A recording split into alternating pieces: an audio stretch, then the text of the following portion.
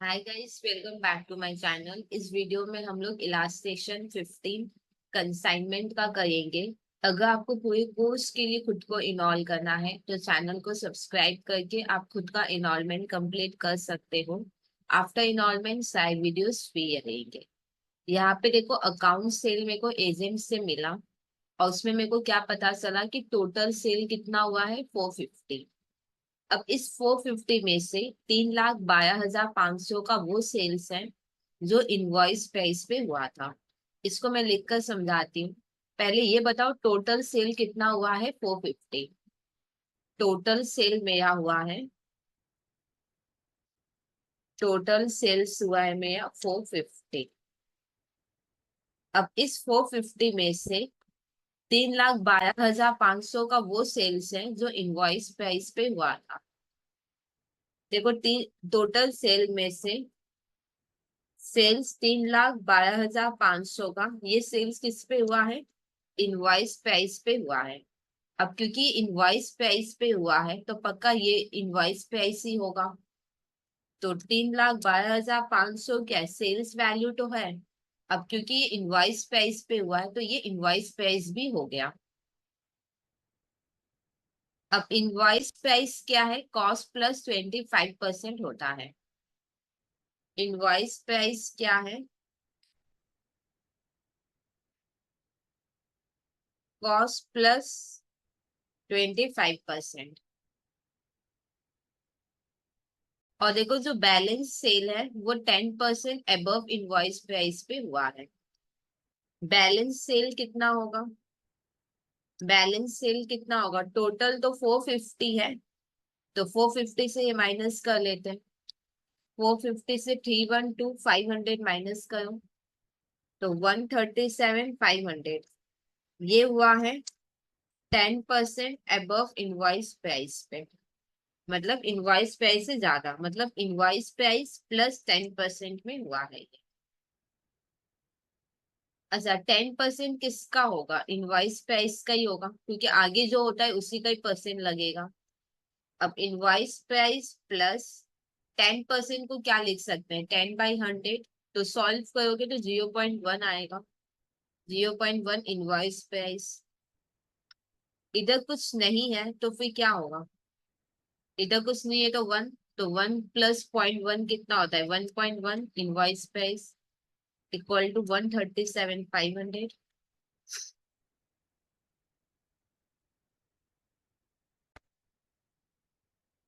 Solve करोगे तो invoice price आएगा 125। अब इधर देखो, मेरे पास इनवॉइस प्राइस है और इधर मेरे पास इनवॉइस प्राइस है, हाँ या ना? तो दोनों को प्लस करेंगे तो इनवॉइस प्राइस आ जाएगा, वो भी गुड्स सोल्ड का। ठीक है, invoice price of goods sold. Total invoice price of goods sold आ जाएगा कैसे? 312 500 125, तो 437 500। ये बात क्लियर? अब ये चीज कहाँ काम आएगा वो तो बाद में पता चलेगा। जस्ट गिवन था तो मैंने कंप्यूट लगता हट कर लिया। यहाँ पे देखो, सेल है, सेल का पहले एंट्री हम लोग कर लेते हैं। एक बार ये चेक करो कि कैश में सेल हुआ है या क्रेडिट में सेल हुआ है। यहाँ पे देखो, बैड डेट गिवन है, मतलब क्रेडिट में सेल हुआ होगा। ठीक है या नहीं? तो बेसिक एंट्री क्रेडिट सेल का क्या होता है? Debtor account debit to sale, हाँ या ना? अच्छा, सेल कौन दिखाएगा? हम ही दिखाएंगे। मेरा सामान सेल हुआ है तो सेल कौन दिखाएगा? हम। तो हम लिखेंगे टू सेल अकाउंट। क्या डेटर हम दिखाएंगे क्या? यहाँ पे चेक करो, क्या हमने डेल के लिए कमीशन दिया है कि नहीं। यहाँ पे हमने एजेंट को डेल के लिए कमीशन नहीं दिया, तो बैड डेट हम दिखाएंगे। तो बैड डेट हम दिखाएंगे तो डेटर भी हम ही को दिखाना होगा। तो यहाँ पे हम लोग लिख देंगे डेटर अकाउंट डेबिट। ठीक है, यहाँ पे डेटर नहीं लिखोगे, यहाँ पे लिखो कंसाइनमेंट डेटर अकाउंट डेबिट। और सेल्स की जगह क्या लिख देंगे? कंसाइनमेंट। टोटल सेल कितना है? 450, तो 450 हो जाएगा। एक चीज आप ध्यान देना, यहाँ पे कंसाइनमेंट डेटा बोला नहीं है बनाने, तो वर्किंग में आप कंसाइनमेंट डेटा बना लेना। ठीक है, अब कंसाइनमेंट डेटर के डेबिट में लिखो 450।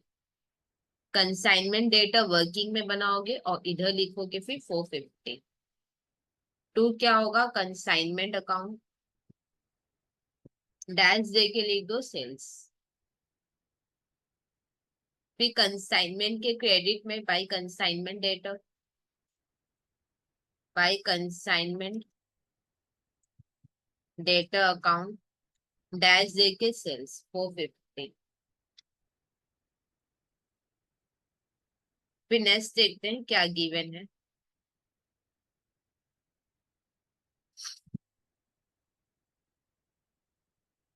फिर देखो ही इनकर्ड, ही मतलब किसने ये खर्चा किया है। अभी एजेंट के बारे में बात हो रहा है, तो ही इनकर्ड मतलब एजेंट ने इनकर किया है। एजेंट ने 5,000 पे किया है, जिसमें 1800 ये कहीं है। ओके, एजेंट ने पे किया है। देखो बेसिक एंट्री एक्सपेंस का क्या होता है, expense debit to bank. Expense कौन दिखाएगा, मेरा सामान सेल हो रहा है तो हम ही एक्सपेंस दिखाएंगे, तो हम एक्सपेंस को कहेंगे डेबिट। एजेंट ने पे किया है, एजेंट ने इनकर किया था, मतलब एजेंट ने पे किया है, तो एजेंट अपने बुक में टू बैंक लिखेगा, ठीक है। तो हम तो अपने बुक में टू बैंक नहीं लिखेंगे क्योंकि मैंने पे नहीं किया, तो हम लोग टू बैंक की जगह क्या लिख देंगे, टू एजेंट। एजेंट को हम लोग कंसाइनी कहते हैं, तो टू कंसाइनी हो जाएगा। यहाँ पे देखो कोई एक्सपेंस अकाउंट नहीं खुलेगा, उसकी जगह हम लोग क्या लिख देंगे, कंसाइनमेंट। अब कंसाइनमेंट में लिख लो टू कंसाइनी अकाउंट। यहाँ पे थोड़ा जगह मैं यह खई हूँ ऊपर, क्यों, एक गुड सेंड के लिए मैं जगह यह खई हूँ, और एक जो हम लोग खुद पे करते हैं उसके लिए मैं जगह यह खई हूँ। यहाँ पे लिखो टू कंसाइनी अकाउंट। इसमें था ना 1800 ये कहीं है, तो लिखो ये कहीं एक्सपेंस 1800। तो बाद बाकी क्या होगा, नॉन ये कहीं होगा। 5,000 से माइनस कर लो, 5,000 टोटल था, तो 3200 होगा। फिर एजेंट के क्रेडिट में लिखो by consignment, by consignment account, और फिर ये कहीं नॉन ये कहीं जैसे लिखते हैं वैसे लिखते हैं।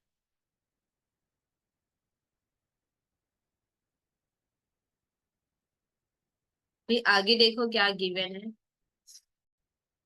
फॉरवर्डिंग एक्सपेंसेस कंसाइनर का मतलब हमने पे किया है। ओके, हमने पे किया है तो इसका एंट्री क्या होगा। देखो खर्च, बेसिक एंट्री खर्चे का क्या होता है, expense debit to bank. Expense कौन दिखाएगा, हम ही दिखाएंगे, मेरा सामान सेल हुआ है तो हम ही अपने बुक में एक्सपेंस दिखाएंगे, और इस बार पे मैंने ही किया था तो टू बैंक होगा। यहाँ पे एक्सपेंस की जगह क्या हो जाएगा, कंसाइनमेंट। अब कंसाइनमेंट में लिख देंगे टू बैंक अकाउंट। यहाँ पे मैं लिख देती हूँ टू बैंक। ऊपर में गुड सेंड के लिए मैंने जगह रखा है, क्या है, forwarding expense 2400। Forwarding expense 2400। Okay, यहाँ पे देखो बैंक अकाउंट आप नहीं बनाओगे। देखो बैंक अकाउंट सिर्फ स्पेशल ट्रांजेक्शन के लिए बनते हैं, नॉर्मली बैंक अकाउंट आप कभी भी नहीं बनाना, ठीक है। अब आगे और देखो क्या लिखा है, एजेंट ने बैलेंस अमाउंट मेरे को दे दिया है, हाँ या ना। एजेंट ने बैलेंस अमाउंट दे दिया मेरे को, एजेंट ने बैलेंस अमाउंट दे दिया, तो मेरे को बैलेंस अमाउंट मिला कि नहीं। तो हम क्या लिखेंगे, बैंक अकाउंट डेबिट, और एजेंट से मिला है, तो टू कंसाइनी अकाउंट। ये अमाउंट मेरे को बैलेंस करके मिलेगा, कंसाइनी में लिख लो बाय बैंक अकाउंट, और लास्ट में पैसा मिलेगा तो इधर मैं लिख रही हूँ बाय बैंक अकाउंट, डैश दे के बैलेंसिंग फिगर। ये बैलेंस करके अपने को मिलेगा।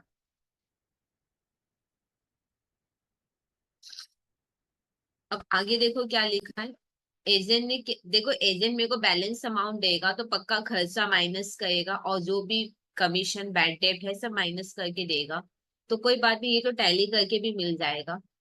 यहाँ पे देखो कमीशन है, हम लोग एजेंट को कमीशन देंगे, एजेंट को हम कमीशन देंगे, तो कमीशन मेरे लिए क्या हुआ, एक्सपेंस, तो हम लोग लिखेंगे कमीशन अकाउंट डेबिट। क्या हम इमीडिएट एजेंट को पे कर देते हैं, आंसर नहीं, हम लोग बाद में एजेंट को पे करते हैं। क्योंकि हम अभी पे नहीं कर रहे हैं तो टू बैंक नहीं होगा, तो फिर टू क्या होगा, कंसाइनी अकाउंट।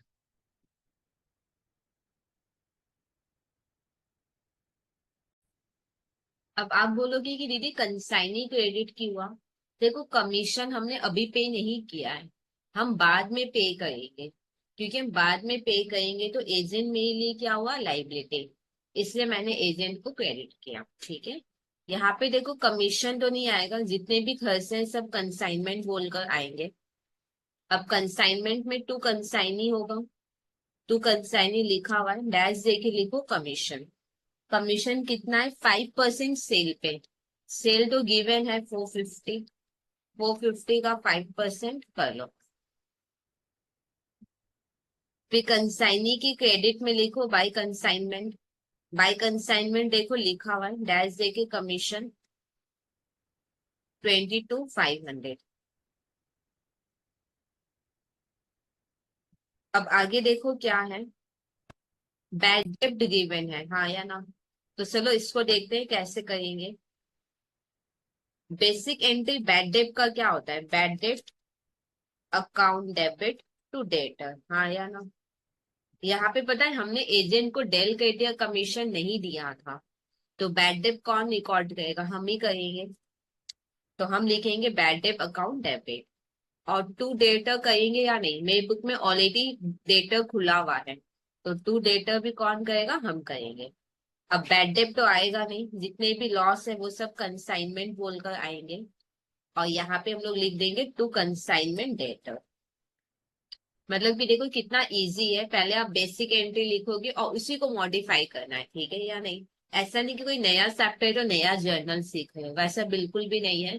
जो आपने सीखा है उसी को ही हम लोग क्या कर रहे हैं, बार बार मॉडिफाई कर रहे हैं। अब कंसाइनमेंट में टू डेटर होगा, यहाँ पे लिख देंगे टू कंसाइनमेंट डेटर अकाउंट, कितना है वैल्यू 850, डैश दे के लिख देंगे ये बैड डेप्ट है।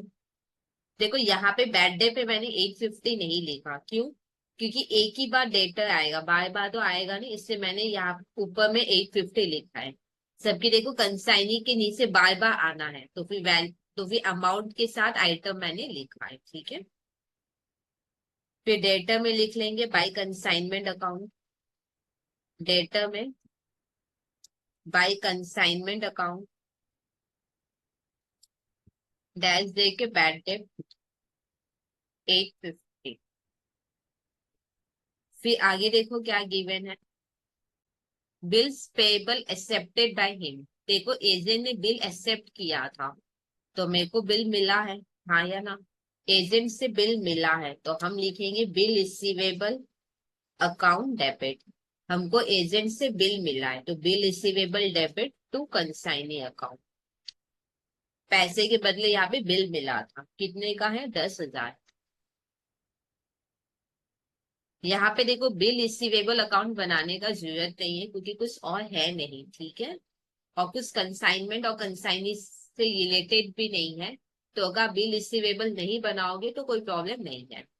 कंसाइनी में लिख लो by bill receivable, by bill receivable इधर लिखना। एक्चुअली पैसा तो लास्ट में मिलेगा ना, तो बाय बैंक ऑलवेज लास्ट में होगा, ठीक है।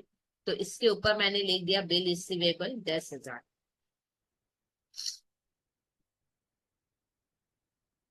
अब यहाँ पे देखो क्लोजिंग स्टॉक दिया है, वो भी कॉस्ट प्राइस पे, हाँ या ना। क्लोजिंग स्टॉक कॉस्ट प्राइस पे 50,000 है, वो डॉट नहीं होगा, ये पॉइंट होगा, सॉरी पॉइंट नहीं होगा, डॉट होगा, ठीक है या नहीं।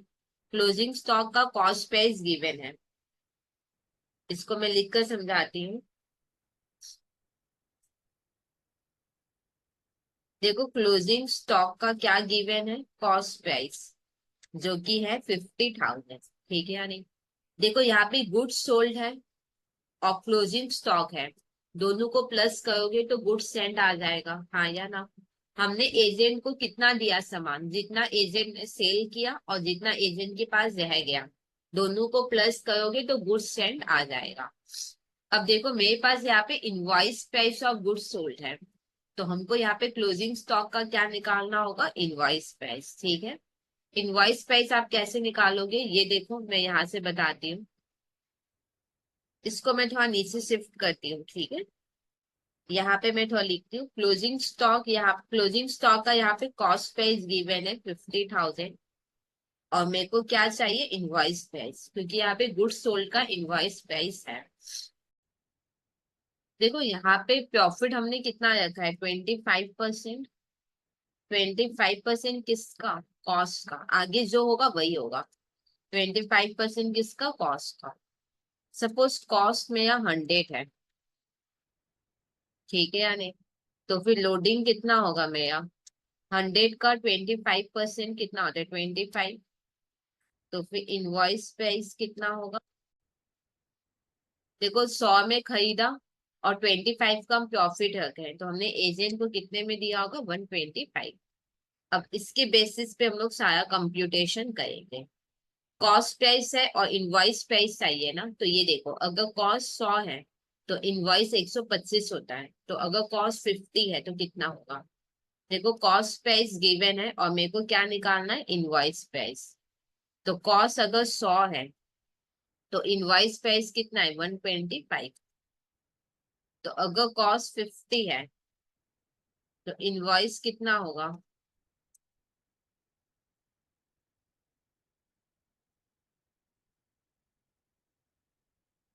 62,500, ठीक है। तो invoice price of closing stock कितना आया, 62,500। क्लोजिंग स्टॉक का इनवॉइस प्राइस इतना है। अब हम लोग क्या निकालेंगे, गुड्स सेंट। गुड्स सेंट कैसे निकालोगे, जो एजेंट ने सेल किया प्लस एजेंट के पास जो यह गया, दोनों को मिलाओगे तो गुड्स सेंट आएगा।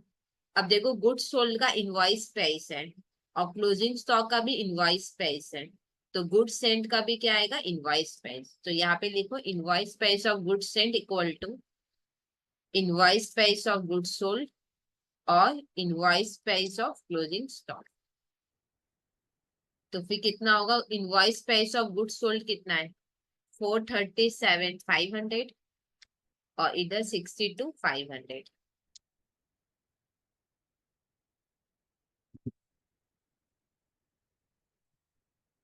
तो होगा 5 लाख, ठीक है। तो invoice price of goods send कितना है, 5 लाख। हमने एजेंट को, हमने जो सामान एजेंट को दिया है कितने में दिया, 5 लाख में। अब देखो मैंने एजेंट को 5 लाख में सामान दिया तो मेरे यहाँ से गुड्स गया, तो हम लोग लिखेंगे to goods send on consignment.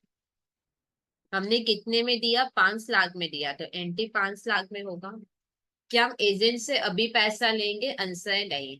जब एजेंट सामान सेल कर देगा तब हम पैसा लेंगे, क्योंकि हम अभी पैसा नहीं लेंगे तो अभी एजेंट नहीं आएगा। तो उसकी जगह हम लोग फिर क्या लिख देंगे, कंसाइनमेंट अकाउंट। अब एक चीज आप ध्यान रखना, हमने एजेंट को प्रॉफिट में सामान दिया था, हाँ या ना। अगर आप अपने ही आदमी को प्रॉफिट में देते हो तो आपको कभी भी एक्चुअल प्रॉफिट नहीं होगा। जैसे आपने एजेंट को प्रॉफिट में दिया, क्या आपको इमीडिएट प्रॉफिट हो गया, आंसर है नहीं। जब एजेंट कस्टमर को सेल करेगा तब प्रॉफिट होगा। मान लो एजेंट ने सामान सेल किया ही नहीं, तो वो सामान क्या होगा, वापस आप ही के पास आ जाएगा। तो एजेंट को देने से आपको एक्चुअल प्रॉफिट नहीं होता है। पर इसमें देखो प्रॉफिट इंक्लूडेड है, तो हम लोग प्रॉफिट को क्या करेंगे, हटाएंगे। कैसे, एंटी को रिवर्स करके। कंसाइनमेंट डेबिट है तो टू कंसाइनमेंट हो जाएगा, और गुड सेंड क्रेडिट है तो गुड सेंड क्या हो जाएगा, डेबिट। क्या ये बात क्लियर। एजेंट को मैंने प्रॉफिट में सामान दिया था और इसमें प्रॉफिट इंक्लूडेड है, हाँ या ना। अब क्योंकि एजेंट को देने से थोड़ी ना एक्चुअल में प्रॉफिट होगा, हाँ या ना। एजेंट तो बाद में वापस भी कर देगा अगर नहीं सेल हुआ। तो इसमें क्योंकि प्रॉफिट इंक्लूडेड है और मेरे को पता है कि एक्चुअल में थोड़ी ना प्रॉफिट हुआ है, तो प्रॉफिट वाला पार्ट हम क्या करेंगे, कैंसिल कर देंगे। कैसे, एंटी को रिवर्स करके। यहाँ पे देखो इनवॉइस प्राइस मेरे को गिवन है, हाँ या ना। इनवॉइस प्राइस कितना है, 5 लाख, और मेरे को क्या चाहिए, यहाँ पे इनवॉइस प्राइस है 5 लाख और मेरे को क्या चाहिए, लोडिंग। तो कैसे निकालोगे ये देखो, इनवॉइस प्राइस गिवन है और लोडिंग निकालना है ना। देखो अगर इनवॉइस प्राइस 125 है तो लोडिंग कितना होगा, 25। तो अगर इनवॉइस प्राइस 5 लाख है तो लोडिंग कितना होगा, करो कितना होगा? 1 लाख आएगा, ठीक है या नहीं? तो इसका वैल्यू हो जाएगा 1 लाख।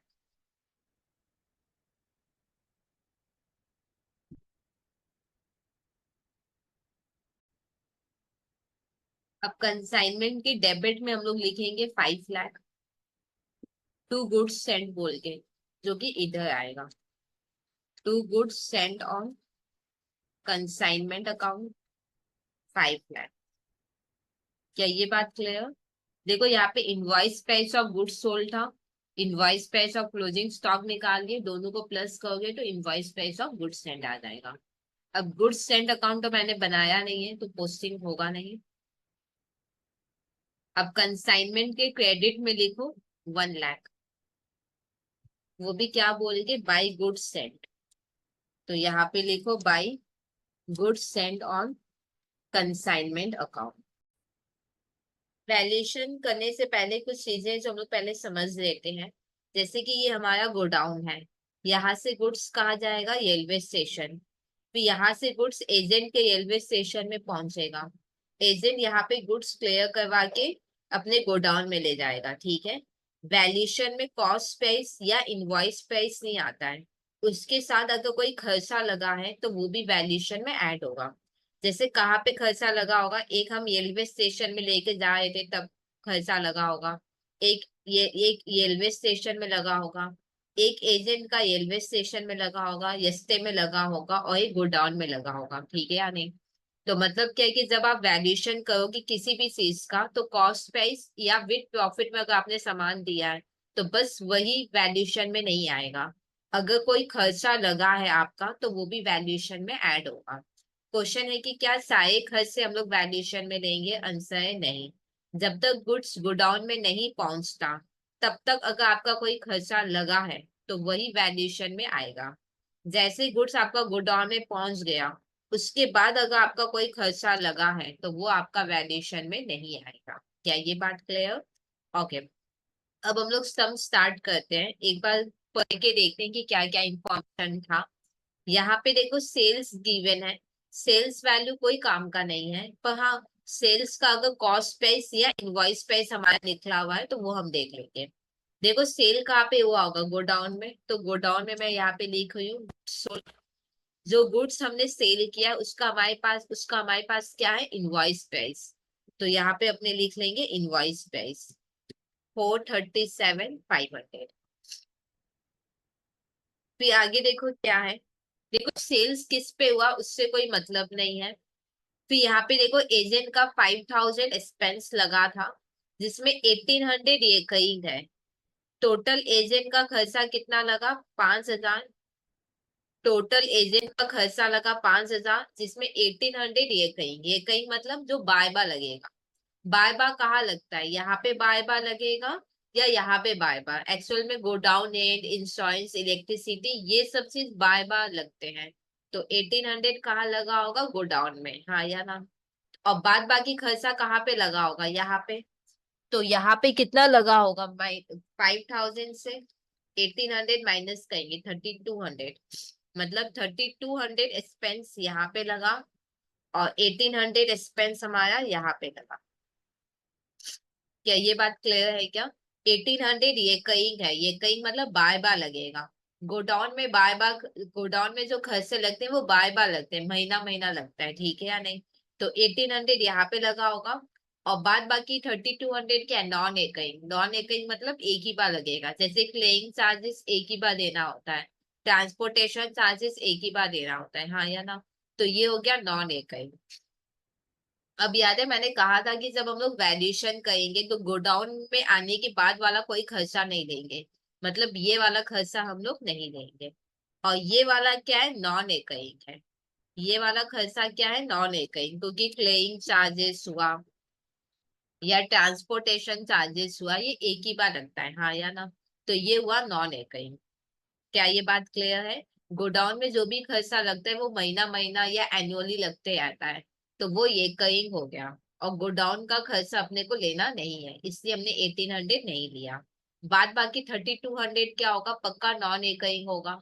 और नॉन एकइंग क्यों हुआ? क्योंकि क्लेइंग चार्जेस एक ही बार हम लोग गुड्स देते हैं तो क्लेइंग चार्जेस भी एक ही बार लगेगा, ट्रांसपोर्टेशन चार्जेस भी एक ही बार लगेगा, इसलिए ये 3200 क्या हो गया? नॉन एकइंग। और यहाँ का तो हम लोग खर्चा लेंगे बस गोडाउन के आने, गोडाउन में पहुंचने के बाद वाला कोई खर्चा हम लोग नहीं देंगे। फिर देखो आगे क्या लिखा है, हमारा भी खर्चा लगा है कितना? 2400, हमने भी पे किया है फॉरवर्डिंग एक्सपेंस। हमने कहाँ पे किया ये दिमाग लगाने का जरूरत नहीं है, क्या हमने यहाँ पे पे किया या स्टेशन में पे किया, दिमाग ही नहीं लगाना, एज अ कॉमन आप लिख दो forwarding expense,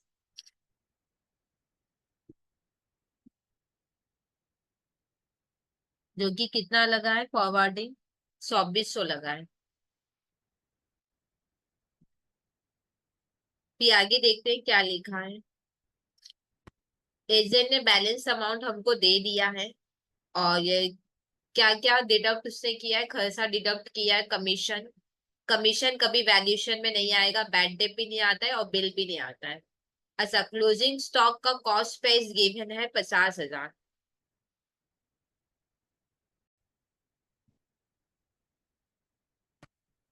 closing stock, closing stock का कॉस्ट प्राइस गिवन है 50,000। और तो कुछ है नहीं, यहाँ पे देखो क्लोजिंग स्टॉक का इनवॉइस प्राइस भी गिवन है, जो कि हम लोग लिख लेते हैं 62,500। और याद है जो गुड्स हमने सेंड किया था उसका इनवॉइस प्राइस है 5 लाख। जो गुड्स हमने सेंड किया था, हमने पक्का गुड्स सेंड किया होगा, उसका इनवॉइस प्राइस है 5 लाख। अब हम लोग एक गुड्स समरी बना लेंगे, पर्टिकुलर्स। अच्छा, यहाँ पे सपोर्टिंग कॉलम क्या रखे, क्योंकि गुड्स सेंड का इनवॉइस प्राइस है, गुड्स सोल्ड का भी इनवॉइस प्राइस है, और क्लोजिंग स्टॉक का भले ही दोनों है, बस बात सबका यहाँ पे मैक्सिमम का इनवॉइस प्राइस है मेरे पास, तो सपोर्टिंग कॉलम इनवॉइस प्राइस हो जाएगा। अगर आपके पास सबका कॉस्ट प्राइस होता तो आप कॉस्ट प्राइस ले लेते, कोई प्रॉब्लम नहीं था। और इधर अपने लिखेंगे अमाउंट, यहाँ पे हेडिंग दे देंगे गुड्स समरी।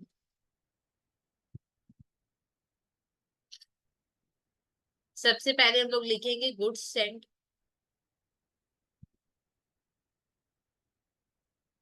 जो कि है 5 लाख।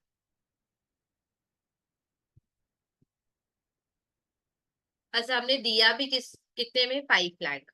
यहाँ पे अगर मान लो कॉस्ट प्राइस होता तो आप कॉस्ट प्राइस लिखते, ठीक है या नहीं? और यहाँ पे वही वैल्यू आएगा जिसपे मैंने एजेंट को दिया, मैंने एजेंट को 5 लाख में दिया तो 5 लाख ही होगा। फिर प्लस क्या करेंगे?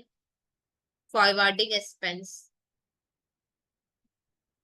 प्लस फॉरवर्डिंग एक्सपेंस,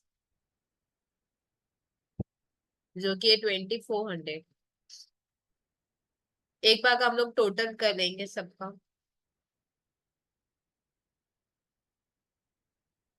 5 लाख आएगा।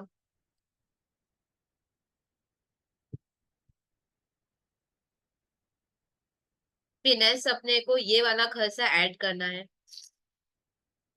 ये नॉन रिकरिंग है और ये किसने पे किया है? एजेंट ने। तो यहाँ पे लिखेंगे प्लस कंसाइनिंग नॉन रिकरिंग एक्सपेंस 3200।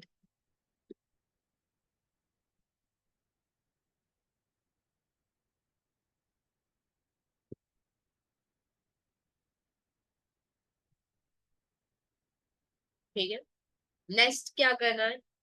अब मेरे को गुड्स सोल्ड क्या करना है? माइनस करना है, मतलब कि और कोई काम है नहीं तो इसको ब्लॉक कर दो, कुछ इवेंट और है नहीं, तो इस टोटल को मैं ब्लॉक कर रही हूँ। अब लिखेंगे माइनस सोल्ड, इनवॉइस प्राइस कितना है जो गुड्स हमने सोल्ड किया है? 437,500,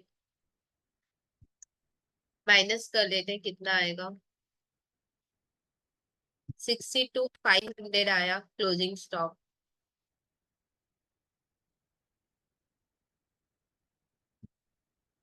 62,500 क्या आया? Closing stock. 62,500 क्या है? इनवॉइस प्राइस, हाँ या ना? और यहाँ पे देखो 62,500 ऑलरेडी मेरा आया हुआ है। अब मेरे को क्लोजिंग स्टॉक का वैल्यू निकालना है। देखो 5 लाख के लिए इतना है, 5 लाख के लिए 5 लाख 5,600 होगा है। तो 62,500 के लिए कितना होगा? 5 लाख के लिए अगर 50,5,600 है तो 62,500 के लिए कितना होगा?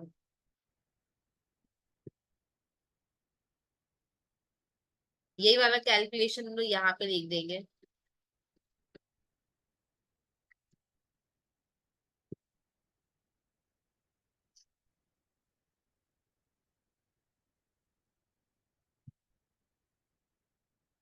63,200 हो जाएगा।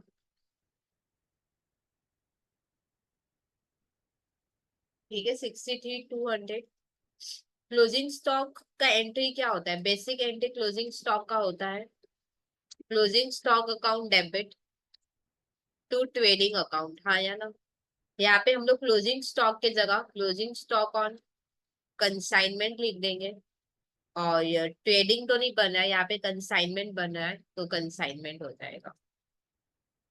कितना होगा? 63,200।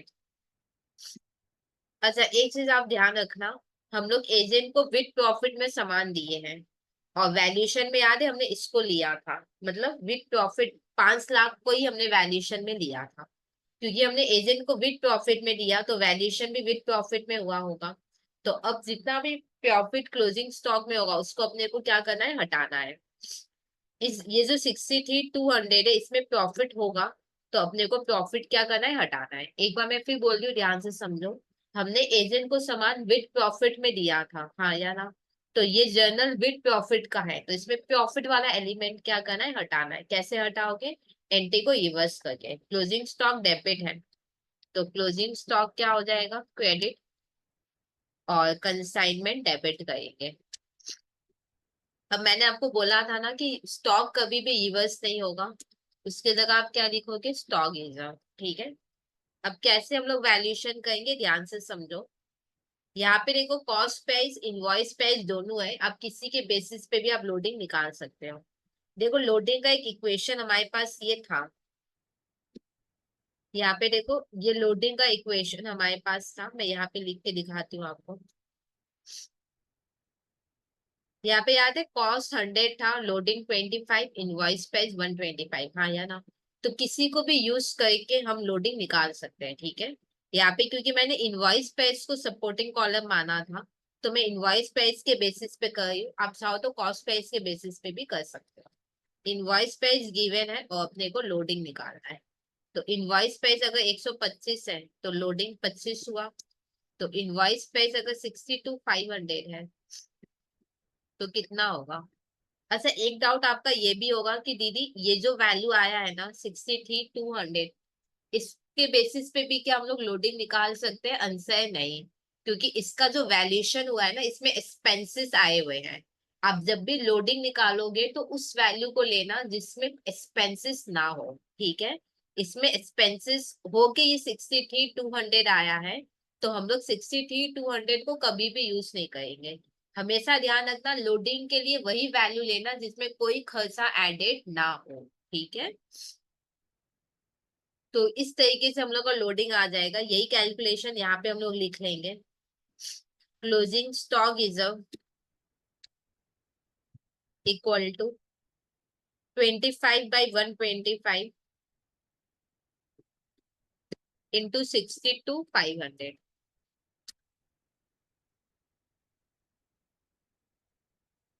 12,500। तो यहाँ पे हम लोग लिख देंगे 12,500। अब हम लोग पोस्टिंग करेंगे, क्लोजिंग स्टॉक अकाउंट तो हमने बनाया नहीं है यहाँ पे। ओके। और कंसाइनमेंट के क्रेडिट में लिख देंगे 63,200 by closing stock on consignment account.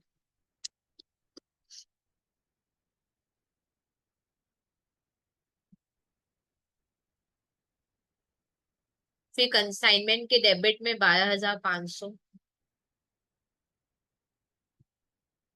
क्या बोल के to closing stock reserve account, और रिजर्व अकाउंट तो हमने बनाया नहीं है, ठीक है। तो ऑलमोस्ट सब कुछ हम लोग का हो चुका है। अब कंसाइनमेंट टैली करते हैं पहले, फिर देखते हैं बाद बाकी लेजर का।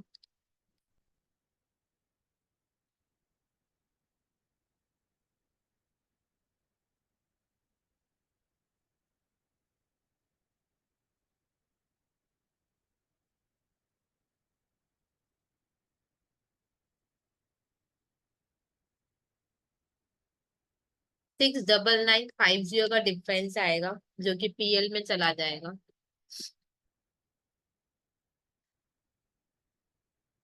डैश देके प्रॉफिट ऑन कंसाइनमेंट,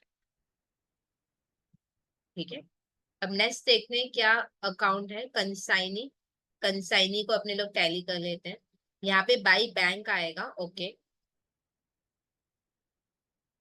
यहाँ पे हमने सेल का एंट्री नहीं दिखाया है क्या? अच्छा, एक सेकेंड। यहाँ पे ओके, यहाँ पे डेटा अकाउंट भी बना हुआ है हम लोग का। ओके, डेट, अच्छा एक सेकेंड, एक डाउट मैं बताती हूँ क्या है। एक्चुअल में सेल हमने डेटा में दिखा दिया था, हाँ या ना? अच्छा, एक क्वेश्चन आपका ये दिमाग हो सकता है कि दीदी डेटा का बोला नहीं है कि डेटा ने बैलेंस अमाउंट दे दिया है कि नहीं, हाँ या ना? एक डाउट आपका ये होगा कि क्वेश्चन में कहीं बोला नहीं है कि डेटा ने पैसा दिया है कि नहीं। देखो, क्वेश्चन में बोल देता है कि डेटा ने पैसा दिया है कि नहीं। अब सेकेंड चीज मैं आपको बताती हूँ, ध्यान से समझना। यहाँ पे एजेंट ने, याद है, अपने को बैलेंस अमाउंट दे दिया। तो एजेंट ने बैलेंस अमाउंट कैसे दे दिया? पक्का डेटर ने पैसा दे दिया होगा बोल के तो एजेंट ने अपने को बैलेंस अमाउंट दिया होगा ना, हाँ या ना? क्या ये बात क्लियर है? एक तो क्वेश्चन में बोल देता है कि डेटर ने नहीं दिया, ठीक है। एक क्या होता है, ध्यान से समझो, मैं केसेस बता रही हूँ आपको। पहला केस क्या होता है कि क्वेश्चन में लिख देता है कि डेटर ने बैलेंस अमाउंट दे दिया, क्लियर। सेकेंड केस हम कैसे समझेंगे कि डेटर ने दिया कि नहीं दिया?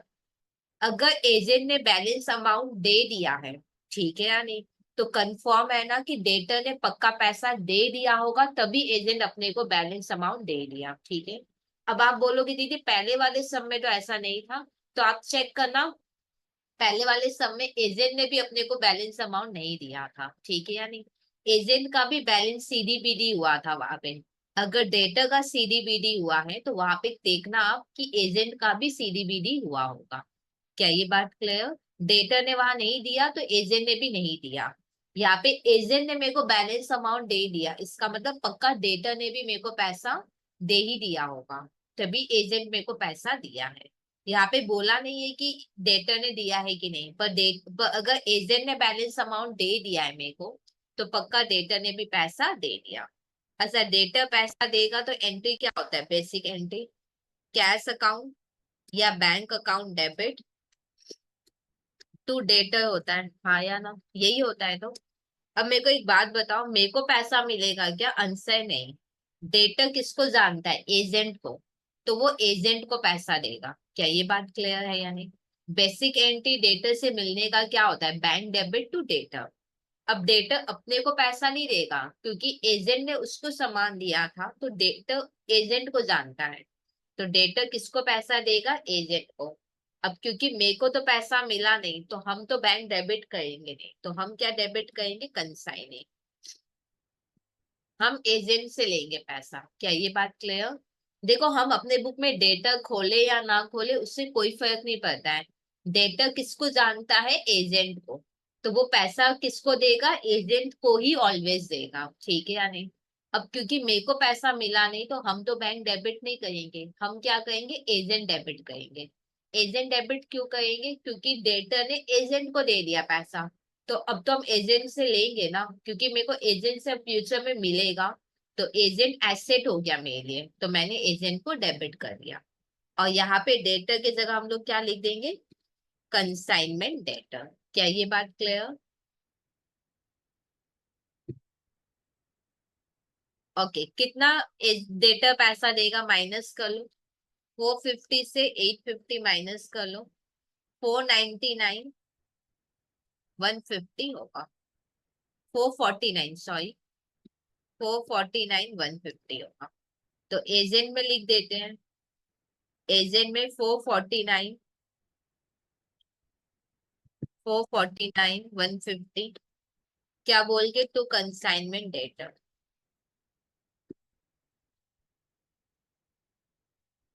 डैश दे के लिख दो कलेक्शन,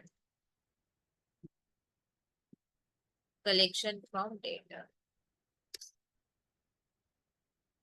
और फिर डेटर के क्रेडिट में भी लिखना है अपने को।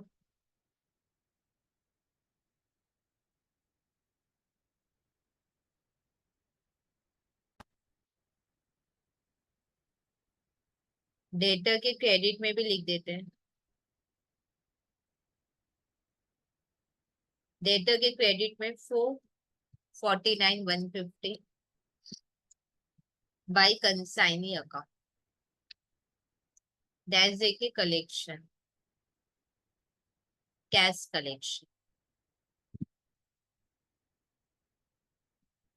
ठीक है, और इधर भी लिख देते हैं डैश दे के, इधर लिखा हुआ था शायद हट गया वो, cash collection from debtor. Okay, अब देखो डेटर को हम लोग टैली कर लेंगे। यहाँ पे एजेंट ने पैसा दे दिया, तो पक्का डेटर ने भी पैसा दे दिया, तो डेटर अकाउंट यहाँ पे खत्म होगा। अब हम लोग एजेंट को टैली करेंगे तो बाई बैंक आ जाएगा।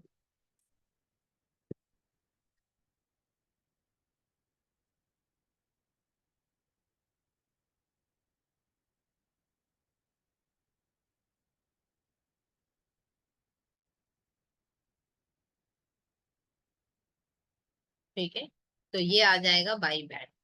और तो हमने कोई लेजर नहीं बनाया था, तो इस तरीके से हम लोग का सम कंप्लीट हुआ। अगर फिर भी कोई डाउट रह जाए तो आप कमेंट सेक्शन में लिख सकते हो, मैं डेफिनेटली आपके डाउट्स क्लियर करूंगी। और खुद को प्लीज इन्वॉल्व कर सकते हो चैनल को सब्सक्राइब करके। थैंक